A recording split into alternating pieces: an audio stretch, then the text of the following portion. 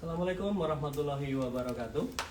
Selamat sore kawan pajak, selamat datang kembali di Tax Live. Tax Live hari ini memasuki episode yang ke-93. Apa kabarnya nih kawan pajak sekalian? Ya mudah-mudahan ya semua dalam kondisi sehat walafiat. Nah, ini kalau kita lihat ya silahkan ramaikan Tax Live hari ini. Sudah ada 69 yang join, ada Idul dan lain-lain. Ayo ramaikan Tax Live episode 93 hari ini. Yang mudah-mudahan kawan pajak dengan apapun kesibukannya hari ini semua diberi kelancaran dan kesuksesan, kesehatan tentunya. Amin. Baik kawan pajak, Tax Live episode ke-93 hari ini disiarkan langsung dari Studio 16 di lantai 16 Gedung Mari Muhammad, Kantor Pusat Direktorat Jenderal Pajak bersama saya, Lintang. Jadi kawan pajak, di Tax Live episode ke-18, itu di tahun 2021 ya sudah agak lama, kita sudah pernah membahas satu topik, yaitu tentang meterai. Ketika itu kita membahas tentang meterai elektronik atau e-meterai. Nah, ketika itu kita sudah bahas nih definisinya apa, jenis-jenis meterai apa, kemudian penggunaan meterai elektronik pada dokumen elektronik, dan step by step-nya, tata cara pembelian meterai elektronik, dan lain-lain. Nah, pada kesempatan kali ini kita akan kembali membahas tentang meterai. Tapi bedanya adalah kita pada sore hari ini akan membahas tentang meterai tempel. Ya, walaupun memang meterai sekarang sudah ada tadi ya, meterai elektronik, namun jangan salah, meterai tempel tetap menjadi salah satu cara utama atau alat atau mungkin cara yang paling umum yang digunakan oleh kawan pajak, masyarakat wajib pajak untuk memenuhi kewajiban bea materainya. Nah, saya sore hari ini di layar mungkin sekarang sendiri, tapi jangan khawatir, karena nanti akan ada Pak Yuda Pribadi. Oh, sudah hadir Pak Yuda Pribadi. Bapak Yuda Pribadi ini adalah Vice President Financial Service Product Management dari PT Pos Indonesia. Selamat datang Pak Yuda. Selamat siang, Mas Lintang. Ya, selamat siang Pak Yuda ini dari Bandung ya Pak ya? Siap, saya kebetulan di posisi di Bandung. Baik Pak Yuda, selamat datang. Ini kawan pajak Pak Yuda adalah Vice President Financial Service Product Management dari PT Pos Indonesia yang akan bersama-sama membahas tentang materai tempel. Utamanya ini Pak Yuda, ada isu-isu terkait dengan materai palsu ya Pak Yuda ya? Ya, siap. Siap. Ya Pak Yuda, silahkan kalau misal Pak Yuda pengen menyapa kawan pajak nih Pak Yuda sudah ada 99 orang yang join bersama kita. Mungkin ada Pak Yuda yang kenal Pak Yuda? Ya, selamat siang teman-teman semua yang bisa hadir di live hari ini. Perkenalkan, nama saya Yuda Pribadi. Kebetulan saya diberikan tanggung jawab untuk melakukan distribusi dan penjualan materai di PT Pos Indonesia dan juga menjamin keberadaan materai di suatu wilayah supaya tidak terjadi kekosongan atau kelangkaan materai. Dan itu menjadi tanggung jawab PT Pos yang diamanahkan oleh pemerintah, dalam hal ini DJP. Mungkin itu, Mas. Ya, baik. Jadi ini sudah tepat sekali ya. Kawan pajak narasumber yang sangat kompeten di bidangnya, Pak Yuda Pribadi. Nah, Pak Yuda, kalau kita baca ya, ini di Undang-Undang Bea Materai, itu kan ada definisinya ya Pak Yuda ya, bahwa bea materai adalah pajak atas dokumen. Nah, di situ jelas bahwa bea materai ini pada dasarnya pajak yang kemudian dipungut oleh Direktorat Jenderal Pajak.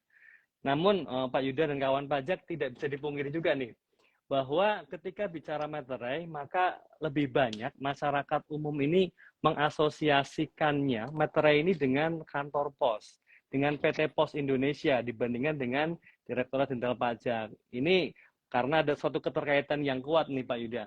Boleh cerita Pak Yuda, mungkin sejarah keterkaitannya antara DJP, kantor pos, terutama dengan peredaran meterai tempel ini, Pak Yuda?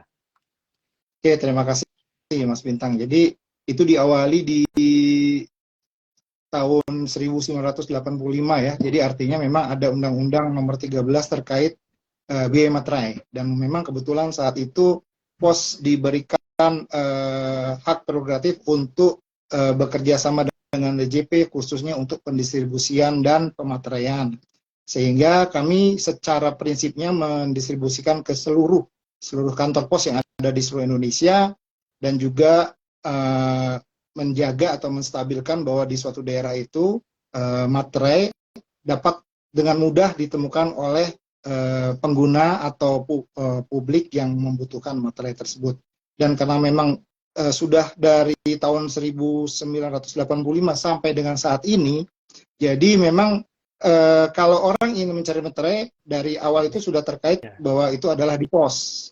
Sehingga orang juga berasumsi jadinya bahwa itu materai itu punya PT Pos gitu. Jadi historikalnya materai dengan pos itu jadi menjadi sangat melekat gitu ya, sampai padahal secara prinsipnya memang ini materai ini adalah sarana pajak negara yang melalui DJP yang dititip jualkan ke kantor pos. Dan memang kami tugasnya sebenarnya menjual materai tempel ini di seluruh loket pos yang ada di seluruh Indonesia. Nah, jadi karena memang terlalu lama ya, jadi udah 38 tahunan lah. Jadi artinya kalau orang tuh kalau udah usia 38 sudah matang lah. Jadi asumsinya seperti itu Mas. Karena memang amanah ini dari 85 sampai dengan saat ini masih terus diberikan ke PT Pos Indonesia. Itu mungkin kira-kira yang membuat pos identik dengan materai. Iya, sudah lama banget ya Pak, dari tahun 85 sampai sekarang 38 tahun, seumuran saya Pak Yuda. Iya. Saya juga baru 25 ini. Oh, iya Pak. Dan juga mungkin karena materai itu bentuknya mirip dengan perangko juga ya Pak ya, salah satunya yang bisa. dengan kantor pos. Nah, iya. Kemudian begini Pak Yuda, terkait dengan distribusi materai tempel ini Pak Yuda, sebenarnya bagaimana, mungkin bisa lebih detail Pak Yuda menceritakan bagaimana sih distribusi materai tempel ini di kantor pos, kemudian tanggung jawabnya, ruang lingkupnya kantor pos ini terkait dengan distribusi atau peredaran materai tempel seperti apa Pak Yuda? Ya, sebenarnya kami punya tools ya, tools terkait stok materai di suatu daerah gitu kan. Kalau di bahasa internal kami adalah aplikasi Consvilla. Jadi stok itu yang bisa memantau terkait minimum stok di suatu wilayah. Nah, dari minimum stok itu kita selaku kantor pusat di Bandung ini kita akan melakukan persiapan untuk melakukan pengiriman fisik karena memang materai itu materai tempel itu berupa barang fisik. Jadi memang kita kirimnya melalui distribusi darat, laut, dan udara. Nah, jadi setelah itu kita kirimkan dari gudang besar kami. Gudang besar kami kebetulan ada di Jalan Jakarta di Bandung. Gudang besar itu adalah gudang materai stok yang dikirimkan oleh Peruri dengan perintah DJP yang akan kita simpan di gudang besar. Dari gudang besar itulah kita kirimkan ke seluruh kantor pos yang menurut sistem kami memang minimum stoknya sudah mulai habis. Nah, itulah yang kita kirim. Nah, kita kirim melalui darat, laut, dan udara ke setiap kantor seluruh Indonesia. Jadi di wilayah terpencil pun keberadaan materai itu kita siapkan, ya kan? Karena kebutuhan di wilayah itu kemungkinan besar materai itu sangat dibutuhkan. Nah, kita distribusikan ke mereka terus dan kita akan siapkan untuk dijual belikan di loket. Jadi di loket-loket kantor pos itu kita perjualkan materai itu sehingga bisa tersampai ke publik yang membutuhkan materai. Jadi prosesnya seperti itu, Mas.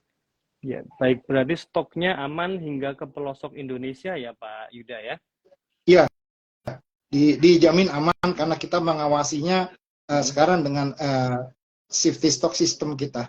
Oh, ya, berarti ada sistem yang sudah digunakan, jadi stoknya aman hingga ke pelosok Indonesia.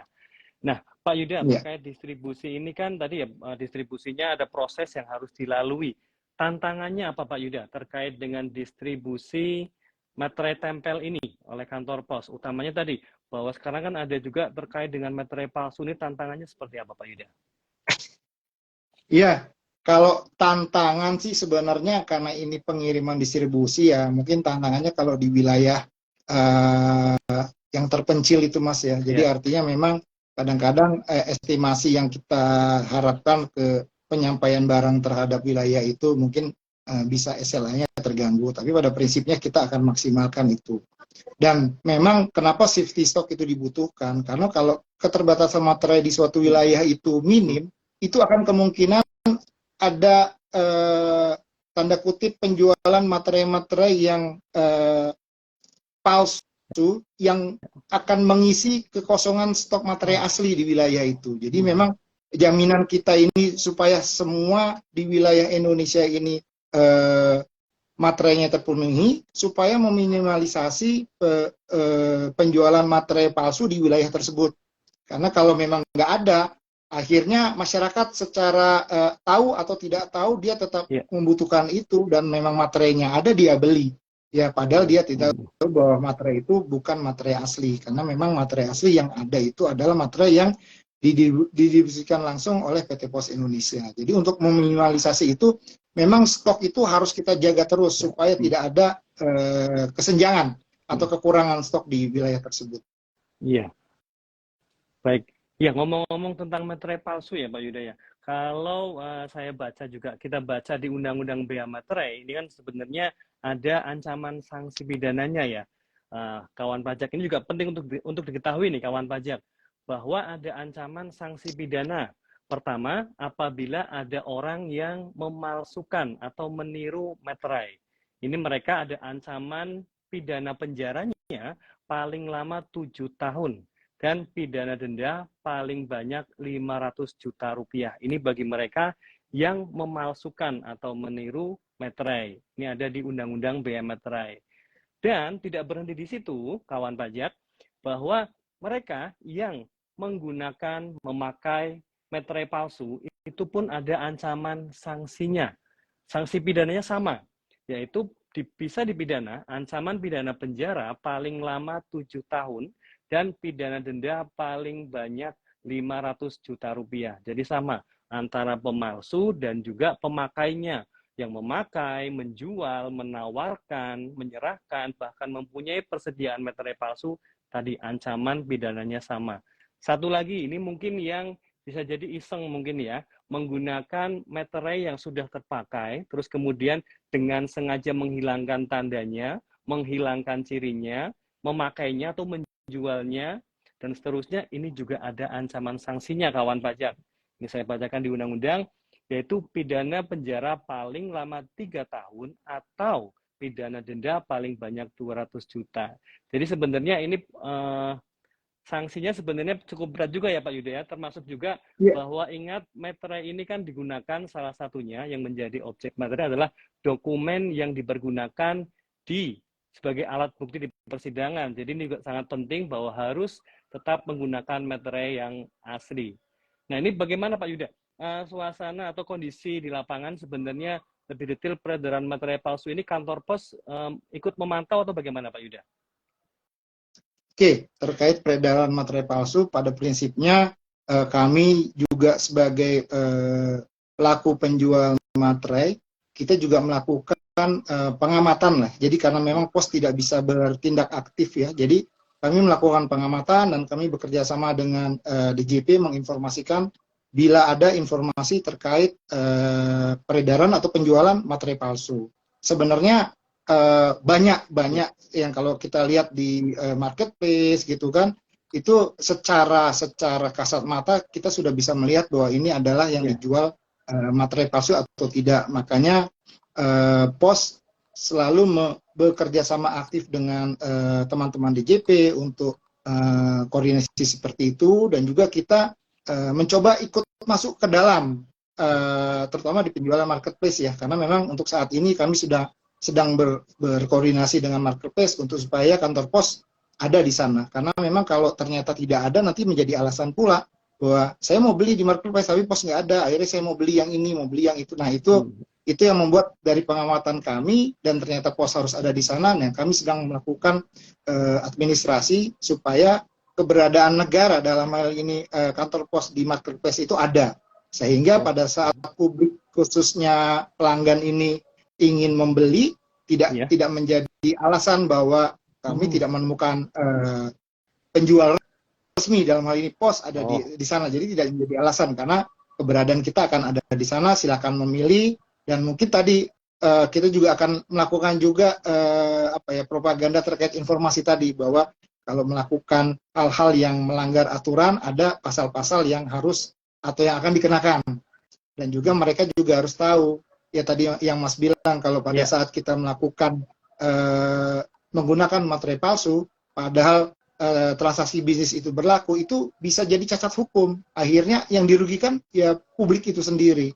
Nah, ini juga mereka harus tahu, sehingga dengan materai asli ini mereka akan membuat tenang lah dalam berbisnis dan bertransaksi. Mungkin itu. Ya, harus pakai yang asli ya, karena sekarang sangat mudah digunakan ya Pak Yuda ya. Materai tempel sudah tersedia di pelosok Indonesia, tinggal beli dari sumber yang benar, yaitu di kantor pos. Nah, Pak Yuda, ini sudah ada banyak yang join juga. Nanti kita membuka juga tanya jawab di belakang. Pak Yuda, tips-tips ini untuk menghindari materai palsu atau mungkin mengenali materai tempel palsu ini ada nggak Pak Yuda? Ya, secara kasat mata memang ada ya. Jadi tipsnya itu adalah seperti metode tips uang lah. Jadi dilihat, diraba dan digoyang kalau di materai. Digoyang ya Pak ya. Penggoyangan itu akan membuat gradasi warna yang berbeda dalam hal itu. Jadi memang ada security printingnya ya. Tapi yang lebih sederhana lagi sebenarnya, kami ini PT Pos adalah distributor pemerintah satu-satunya. Iya kan? Kami yang menjual dengan harga, otomatis distributor adalah kami menjual di sini adalah 10.000 sesuai dengan nominal. Memang kebijakannya seperti itu. Jadi kalau memang kita melihat ada penawaran di bawah nilai nominal itu yang dipertanyakan, ya kan? Masuk distributornya saja jual 10.000 kok ada penjualan 8.000, karena yang saya tahu yang namanya pajak tidak bersentuhan dengan program diskon, gitu kan? Jadi otomatis yang harus dipahami teman-teman pajak itu adalah harga nominal materai itu 10.000, dan 10.000 itu hanya bisa dibeli di kantor pos. Jadi kalaupun kami juga dibeli oleh toko buku atau dibeli oleh mitra-mitra lain, otomatis kalau dia ingin memberi atau mendapatkan benefit dari situ, pasti dia menjual di atas nominal. Dan itu diperbolehkan sebenarnya. Tinggal bagaimana mereka menjual dan publik membeli, itu kan tinggal dari mereka. Tapi kalau dari pos, ya kita menjual kepada pembeli itu dengan nilai nominal. Jadi kalau di bawah nominal bisa kita asumsikan itu kemungkinan besar palsu. Baik, jadi yang pertama kali diidentifikasi itu harganya ya Pak. Kalau misal harganya harusnya kan 10.000 nih, harga distributor resmi, artinya harga di kantor pos. Ternyata harganya tadi Pak Yuda mencontohkan 8.000, 9.000, itu sudah bisa dipastikan, diasumsikan itu palsu ya, karena tidak mungkin harganya lebih rendah daripada 10.000. Dan malah harganya mungkin ketika dijual oleh mereka yang beli dari kantor pos dan menjual lagi, itu mesti lebih ada margin keuntungan di mereka ya Pak ya? Iya. Di toko buku tadi yang Pak Yuda sebutkan. Betul Pak. Jadi ya artinya namanya bisnis ya, pasti dia kan mengambil profit. Jadi artinya dia mungkin bisa jual 10.500 atau berapa, tapi yang jelas itu yang kita asumsikan dia menjual nilai materai asli. Tapi kalau sampai 8.500, 9.000, karena pos menjualnya 10.000 nggak mungkin lah dia berbisnis dengan menjual 9.000. Nah itu loh ciri yang paling sederhana untuk mengasumsikan bahwa ini kemungkinan besar palsu. Jadi jangan mudah tergiur harga yang lebih murah ya Pak ya, itu kunci utamanya. Betul, karena kerugiannya itu tadi pada saat transaksi itu bersengketa, transaksi itu ada permasalahan, masuk ke bidang hukum, terus dia ternyata materinya palsu, ya sudah dia dokumen itu udah cacat gitu, akhirnya dirugikannya publik sendiri karena hanya mencari selisih 1.500 transaksi jual beli tanahnya jadi kalah nanti di lapangan. Mungkin gitu. Ya, terus tadi selain mengecek harga, ada yang 3D tadi ya Pak ya? Dilihat, Ya, diraba, dan digoyang. Itu gimana Pak? Mungkin lebih detailnya Pak. ya artinya kalau dilihat itu kan sebenarnya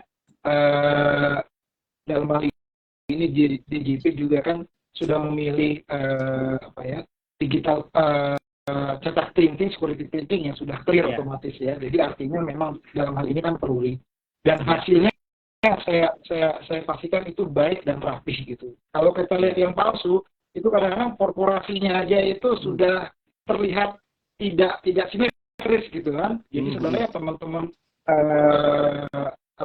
bisa melihat sendiri bahwa ini dia pasti palsu ini. Itu kalau kita lihat ya. Tapi kalau kita raba itu biasanya kalau namanya hasil dari print itu tidak ada timbulnya. Jadi tidak ada kasarnya, lurus aja seperti printan di printer gitu kan ya. Padahal ternyata materi itu ada kertas timbulnya yang membuat itu secara rabaan itu akan kelihatan bahwa ini ada secure-nya, ada security printing-nya. Dan kalau yang digoyang tadi ya kita lihat di beberapa sudut nanti akan terlihat warna yang berbeda. Mungkin siap. Ini yang unik tadi yang digoyang. Kalau kita ngecek uang kan di terawang ya, kalau ini digoyang. Jadi kalau digoyang kelihatan ada warna yang berbeda begitu ya Pak ya? Iya siap. Baik, Pak Yuda, terima kasih nih. Penjelasannya sangat jelas ya kawan pajak. Pak Yuda, kalau kita lihat ada sekarang live 73 orang, kita cek belum ada pertanyaan ya. Nah, ini karena penjelasan dari Pak Yuda jelas, jadi dan kemudian ya, saya masih scroll ke atas terus Pak, ini belum ada pertanyaan. Ya, sambil memantau, ya ada kawan pajak. Silakan kawan pajak yang ada pertanyaan terkait dengan materai tempel, terus kemudian terkait distribusinya dengan kantor pos, silakan sampaikan di kolom komentar ya. Bisa disampaikan. Ini saya nemu pertanyaan tapi mungkin agak sedikit tidak nyambung dengan topik. Gudang Anda nerima lowongan kerja atau enggak begitu Pak? Tapi ya, karena saya scroll masih belum menemu pertanyaan Pak Yuda. Oke. Ya, saya scroll lagi ke bawah, belum ada pertanyaan lagi. Ya, terima kasih Pak Yuda. Berarti ini penjelasan Pak Yuda sudah bisa diterima dengan baik. Mudah-mudahan kawan pajak bisa menangkap ya poin-poin pentingnya ya Pak Yuda ya. Nah, tidak ada pertanyaan. Mungkin begini Pak, sebelum kita menutup sesi Instagram Live kita sore hari ini, Pak Yuda ada closing statement atau poin-poin penting yang harus kawan pajak tahu nih apa saja Pak Yuda terkait dengan materai tempel, utamanya terkait kewaspadaan kita adanya materai tempel palsu. Silakan Pak Yuda, closing statement-nya Pak Yuda. Oke, terima kasih. Jadi pada prinsipnya karena materai ini adalah suatu legalitas transaksi, jadi waspadalah teman-teman kawan pajak terkait penggunaan materai tempel, khususnya berhati-hatilah dengan materai palsu, jangan tergiur dengan harga yang murah, karena pada prinsipnya kalau itu menjadi sesuatu yang palsu, mungkin transaksi kita akan cacat hukum di mata hukum. Yang kedua, sebenarnya materai itu sudah didistribusikan ke seluruh Indonesia. Jadi pada prinsipnya kantor pos, di mana kantor pos ada, materai itu ada, ya kan? Dan saya sudah bisa menjamin bahwa keberadaan stok materai di seluruh Indonesia itu sudah under kontrol di PT Pos, dengan harapan jadi teman-teman tidak terlalu sukar lagi mencari materai yang ada di kantor pos. Dan kami juga punya websitenya terkait masalah penjualan materai melalui web, ada di materai.posindonesia.co.id, di situ juga bisa dicari. Kalau memang order di sana, nanti kita bisa langsung antar ke pemesan. Dan nanti ke depan, pada saatnya nanti kita juga akan hadir di marketplace dalam proses, dengan harapan dengan hadirnya di sana menjadi pilihan teman-teman yang ingin membeli materai di marketplace, bahwa supaya yakin belilah langsung di kantor pos atau di website pos yang resmi. Mungkin itu, Mas. Baik. Terima kasih banyak Pak Yuda, terima kasih atas ilmu yang dibagikan. Sangat jelas ya kawan pajak, mudah-mudahan kawan pajak yang menyimak dari awal sampai akhir bisa menangkap pesan-pesan penting dari Pak Yuda. Terima kasih juga kepada kawan pajak atas atensinya yang sudah mengikuti Tax Live secara langsung pada hari ini, sore hari ini dari awal sampai akhir. Terima kasih atas atensinya dan mohon maaf juga apabila ada salah dan kurang. Jangan lupa kawan pajak, ikuti ya Tax Live episode berikutnya setiap hari Kamis pukul 3 sore. Nanti rekaman Tax Live yang hari ini Pak Yuda dan kawan pajak ini ada di IG Reels, nanti disimpan di sana. Jadi kawan pajak yang ingin melihat atau menyaksikan kembali rekaman Tax Live hari ini bisa ya ke IG Reels Ditjen Pajak RI. Ya, harapan kami melalui Tax Live kita bisa bersama-sama belajar dan menumbuhkan semangat untuk menjadi wajib pajak yang patuh. Karena pajak kuat, Indonesia maju. Saya Lintang. Saya Yuda. Ya, kami pamit. Terima kasih Pak Yuda.